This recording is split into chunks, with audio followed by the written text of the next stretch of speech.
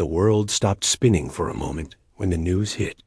A man who once stared down chaos grinning through gunfire, shrugging off skyscraper blasts, could no longer form a sentence. His family's quiet announcement landed like a punch no one saw coming.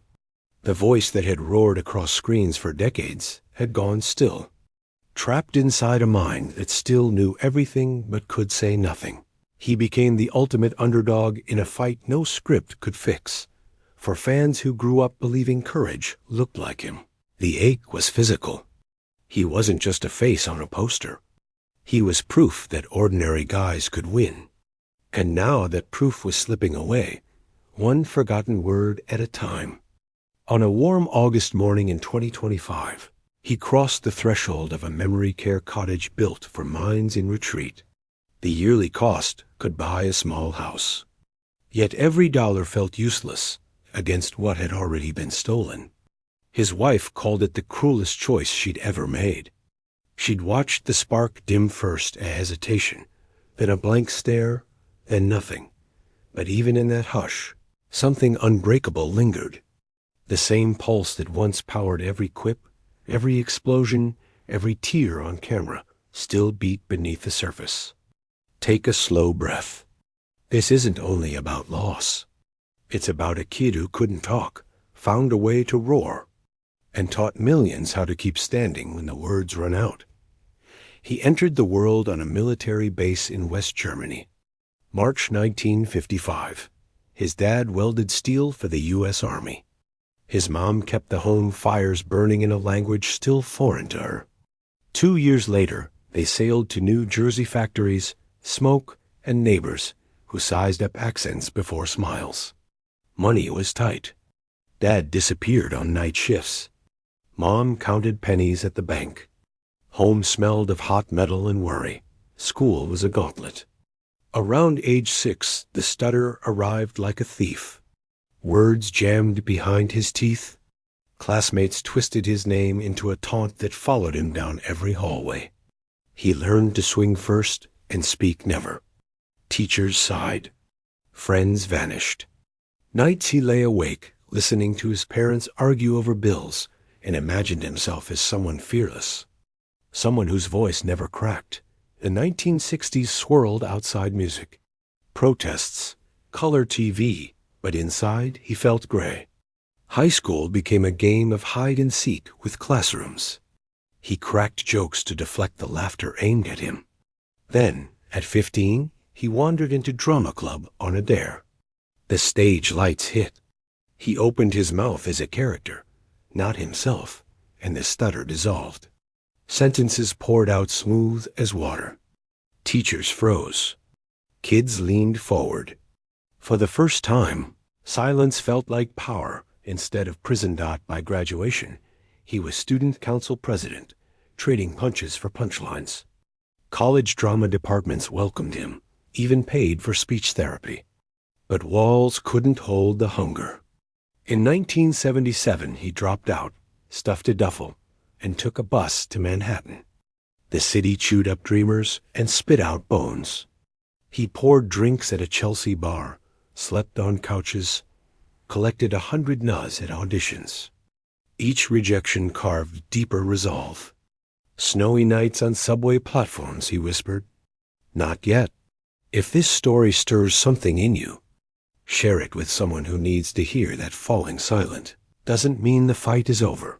One winter evening, a casting scout nursed a whiskey at his bar, watched him improvise a scene with a drunk regular, and saw lightning. Commercials followed beer, cars, toothpaste grins. Then a blink and miss cameo opposite a screen legend. The camera liked his scarred nose, his half-smirk. A bar fight had broken it years earlier. The crooked line gave him edge. Bit parts piled up. Moonlighting arrived in 1985 like a comet. He walked in shaved-headed, earrings flashing, turned the room into a comedy club. Producers howled. Overnight, the bartender became prime time. Fame hit like whiplash. 16-hour days, tabloid flashbulbs, a co-star feud that made headlines. He collapsed once, hospitalized for exhaustion. Doctors begged rest. He smiled, signed another contract. Die Hard waited in 1988, a script every muscle-bound icon had passed on. Studios offered $5 million, insane money for a wisecracking TV comic. Critics predicted disaster. On set, he bled for real, lost hearing in one ear to a mistimed blast, limped through takes. Opening night, audiences met a hero who swore, bled, and joked while terrified. The film rewrote the genre. He rewrote what tough could mean. Sequels, voice gigs, quiet dramas, each choice defied the box they tried to build around him. Pulp Fiction in '94 let him play a boxer with quiet dignity. Armageddon in '98 gave him a daughter to save and a goodbye that silenced a soundstage. Money piled high enough to drown in. Yet hotel ceilings at 3 a.m. still ask the same question. Is this enough? Marriage to a rising star cracked under twin spotlights. 3 daughters arrived amid magazine covers. 11 years later, the covers announced separation. The settlement made history, but the quiet failure hurt deeper. He called it the only role he couldn't fix. Still, holidays later found ex-wife, current wife, and 5 daughters laughing in matching pajamas. Love reshaped. Not ended. The 2000s blurred thrillers. Sci-fi, comedies, another Die Hard, age crept in.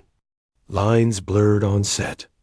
Directors shortened dialogue, fed cues through earpieces. Fans grumbled at straight-to-video titles. Few guessed the truth. In 2022, the family spoke. Aphasia. By 2023, frontotemporal dementia. Words, personality, memories each day stole another piece. Daughters described, watching their father's light slide behind frosted glass. The care cottage became necessary when home could no longer keep him safe. Nurses trained in gentle redirection replaced freedom with routine. Family visited daily music, old harmonica tunes, photo albums. Sometimes a song sparked a lip twitch, a half-smile.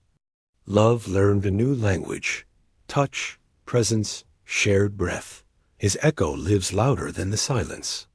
Every reluctant hero cracking wise under fire carries his DNA. Every kid who stutters and still raises a hand owes him courage. When the sun spills across the cottage floor and his daughters lace fingers through his, they don't need words. They feel the same pulse that once powered 1,000 impossible saves. The man who taught the world that heroes bleed, joke, and keep going now faces the credits with the same crooked grin. If his story moved you, hit like, subscribe, and pass it on. Because some voices don't need sound to change everything.